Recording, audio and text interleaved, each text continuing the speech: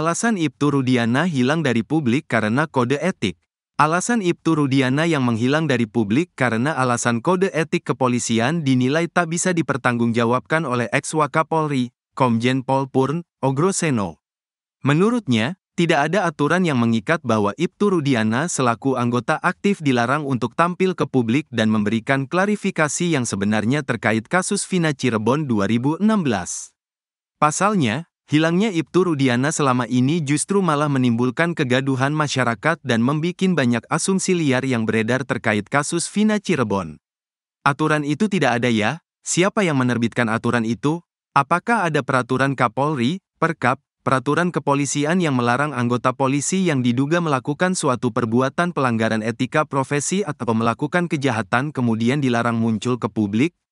Tidak ada, ujar Ogroseno seperti dikutip dari CNN TV yang tayang pada Jumat, tanggal 26 Juli tahun 2024.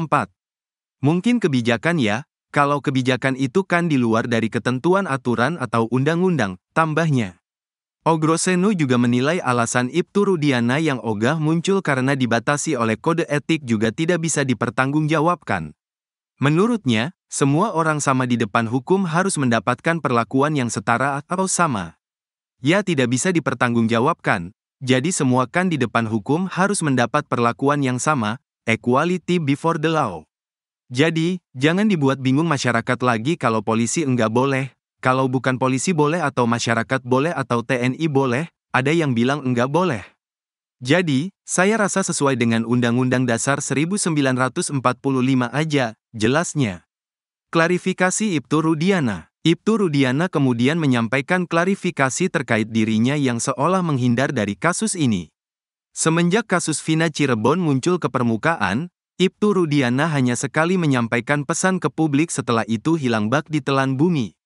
Dalam klarifikasinya, Ibtu Rudiana berdalih karena dia masih menjadi anggota polisi aktif yang segala tindak tanduknya dibatasi oleh kode etik. Assalamualaikum warahmatullahi wabarakatuh. Saya Ibtu Rudiana, ayah kandung dari almarhum Muhammad Rizky Rudiana. Bersama ini saya sampaikan permohonan maaf yang sebesar-besarnya kepada seluruh warga negara Indonesia atas ketidakmunculan saya selama ini di media. Tentunya karena saya adalah seorang anggota kepolisian yang masih aktif yang mana dibatasi, dengan aturan-aturan yang berlaku serta kode etik kepolisian, ujarnya seperti dikutip dari tayangan Cumi-Cumi pada Jumat, tanggal 26 Juli tahun 2024. Ibtu Rudiana berpotensi jadi tersangka. Penasihat Kapolri, Irjen Pol Purn Arianto Sutadi menyebut Ibtu Rudiana dan AF berpotensi menjadi tersangka dalam kasus pembunuhan Vina Cirebon. Pasalnya, kedua sosok ini menjadi biang keladi di balik kecurigaan publik terkait kasus Vina yang penuh kejanggalan. Mereka telah dilaporkan atas dugaan keterangan palsu.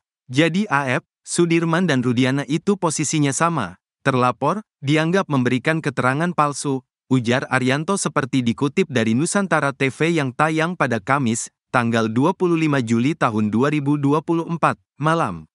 Saat ini, kata Arianto, polisi masih melakukan penyelidikan terhadap laporan yang ditujukan kepada Ibtu Rudiana dan AF. Jika dari hasil penyelidikan tercium adanya kejanggalan dalam kesaksian mereka, maka polisi akan menindaklanjutinya ke tahap penyidikan. Dari penyidikan itu nanti, bisa jadi, tersangkanya mereka itu, memberikan penjelasan bohong, tambah Arianto. Ibtu Rudiana, kata Arianto, disebut seorang oknum. Dia tak mewakili perilaku anggota lain di tubuh institusi Polri. Rudiana itu bukan polisi. Dia, oknum ataupun individu daripada orang yang kebetulan polisi dan kemudian dia dianggap sebagai orang yang melanggar hukum karena menangkap orang dengan seenak sendiri kemudian merekayasa kasus makanya dilaporkan. Sekarang dalam penyelidikan, jelasnya. Kendati demikian, Arianto mengaku lega. Ia menyambut baik pengajuan peninjauan kembali, PK, oleh Saka Tatal dan 7 terpidana lainnya yang juga akan menyusul mengajukan hal serupa. Arianto beralasan bukti-bukti yang selama ini dimunculkan di media akhirnya dimasukkan ke dalam jalur yang benar, yaitu peradilan.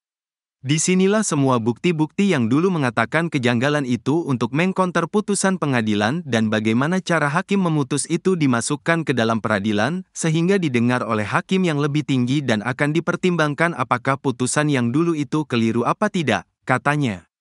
Deddy Mulyadi balas senggol Ibtu Rudiana. Ex-Bupati Purwakarta, Deddy Mulyadi balik merespons somasi Ibtu Rudiana terhadap dirinya. Menurutnya, kemarahan Ibtu Rudiana terhadap dirinya salah alamat. Deddy memberi masukan bahwa ayah dari Eki tersebut lebih pantas marah ke AEP, saksi kunci di kasus Vina Cirebon. Pasalnya, bukan cuma Ibtu Rudiana, seluruh aparat penegak hukum di Indonesia telah diperdayai alias diprank oleh AEP. Kalau istilah orang Sunda, Pak Rudiana diprank dong oleh AEP. Kalau diprank, marahnya jangan sama Dede, saksi kunci lainnya, marahnya jangan sama saya, ya sama AEP dong, ujar Deddy Mulyadi di channel YouTube-nya yang tayang pada Rabu, tanggal 24 Juli tahun 2024, malam. Deddy beralasan karena AEP sudah memberikan keterangan yang dia sendiri tidak ketahui alias diduga bohong.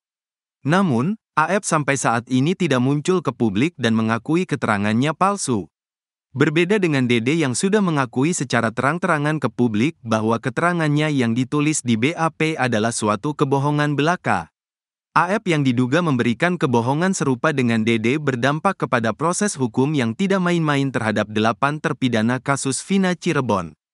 Kebohongan AEP dan Dede berdampak kepada hasil penyelidikan dan penyidikan pihak kepolisian hingga merembet sampai ke tingkat kejaksaan dan kehakiman.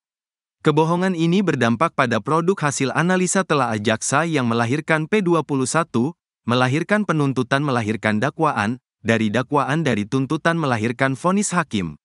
Loh, kalau begitu ini enggak main-main, polisi yang menyelidiki dan menyidik, jaksa yang menuntut, hakim yang memutus, bertingkat loh dari tingkat pengadilan negeri, pengadilan tinggi sampai Mahkamah Agung berarti institusi negara hari ini diprank oleh seorang AEP, tambahnya. Ex-Kabareskrim Polri Komjen Purna Susno 2J jujur-jujuran bahwa dirinya belakangan ini merasa malu terhadap penanganan kasus Vina Cirebon yang mulai terkuak adanya rekayasa di baliknya. Menurutnya, jika peninjauan kembali Saka Tatal dan 7 terpidana lainnya dikabulkan, maka pihak kepolisian yang menangani kasus ini di tahun 2016 bakal kena sanksi. Tak terkecuali sosok Indra Jafar, ex-Kapolres Cirebon 2016 yang kini sudah berpangkat Jenderal Bintang 1. Seandainya ia masih aktif menjabat sebagai Kabareskrim, Susno bakal memberikan sanksi tegas terhadap para oknum polisi yang terlibat kasus ini. Susno sejujurnya mengaku malu dengan kelakuan polisi dalam menangani kasus Vina yang diyakininya telah merekayasa sedemikian rapi. Namun, akhirnya bangkai yang ditutup-tutupi polisi selama ini toh tercium juga oleh rakyat yang marah. Sebenarnya cerita film Vina sebelum 7 hari yang tayang di bioskop-bioskop menyudutkan para terpidana, yaitu Jaya, Supriyanto, Eka Sandi, Hadi Saputra, Eko Ramadhani, Sudirman, Rivaldi Aditya Wardana, dan Saka Tatal. Rakyat pun awalnya meradang hingga menghujat para terpidana tersebut. Namun, adanya campur tangan Tuhan, kata Susno, yang membuat kasus ini justru membongkar kebenaran yang sesungguhnya. Ex-Kabareskrim Polri, Komjen Purnawirawan Susno 2J menilai sayembara 10 juta rupiah yang dibuatnya di kasus Vina sebagai sindiran terhadap kinerja penyidik terhadap kasus ini.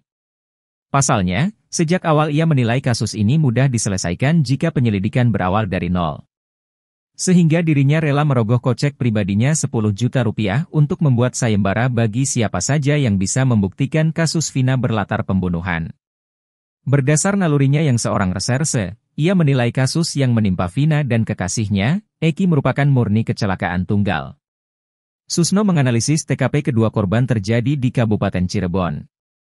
Sebab, jembatan Layang Talun, tempat kedua korban ditemukan masuk ke dalam wilayah kabupaten.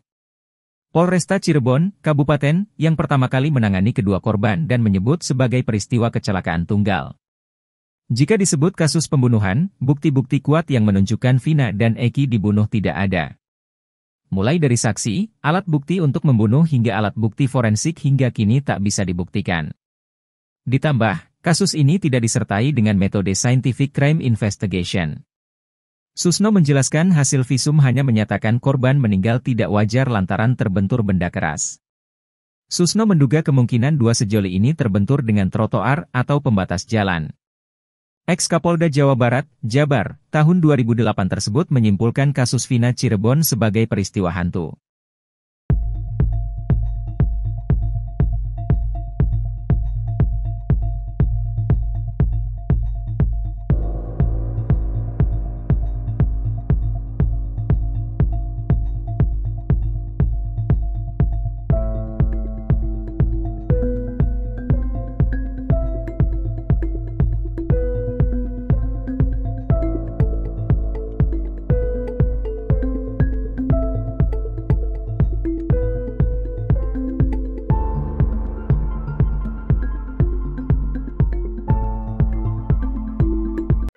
Mantan Kabareskrim Komjen Pol Purnawirawan Susno 2J meyakini jika Vina dan Eki tewas karena kecelakaan, bukan dibunuh.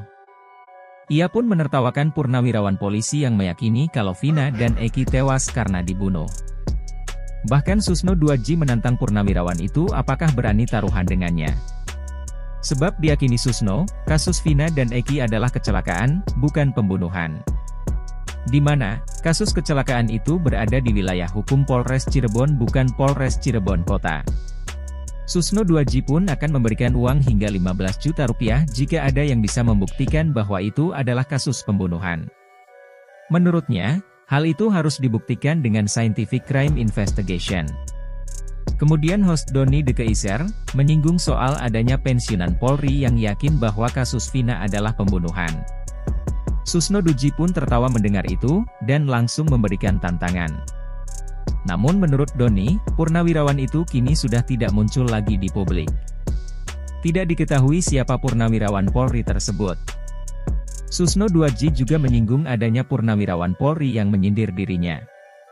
Menurutnya, pengertian mereka bahwa Susno 2J seharusnya membela Polri dengan cara menutupi kesalahan.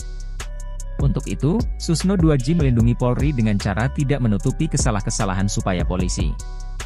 Susno tidak mau jika harus membenarkan kesalahan yang dilakukan oleh polisi.